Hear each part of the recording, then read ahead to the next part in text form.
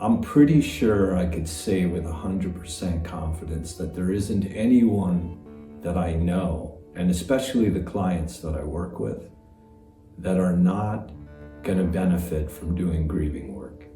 My read of mostly Western society and American society is there's really a big movement to not feel.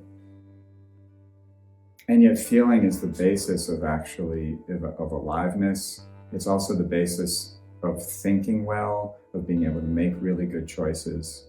Very often people come to our grief ceremonies and they're not thinking clearly. And part of why they're not thinking clearly is because their mind is heavily focused on this difficult thing that has happened, on their grief in one way or another.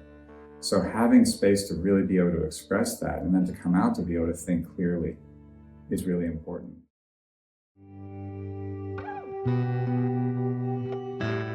It took a while to kind of like get into the rhythm of like, oh wow, people can do this. Like people can grieve together. Like people can come together and like hold pain collectively so you don't feel so alone with it.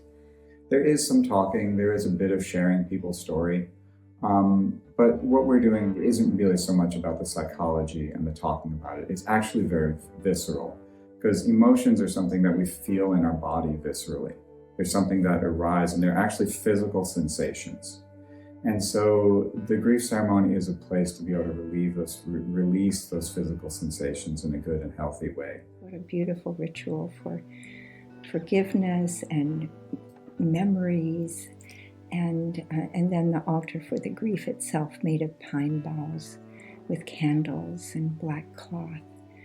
And to have a place to put your grief feels encouraging. It allows grief to come forward. And the grief was profound. And we grieved, and we cried, and we screamed, and we wailed, and we lay on the floor, and we were comforted by the people around us, by the village. You know, it was like a paradigm shift of, oh wow, like this is how a society could look. Like this is something that we could do together.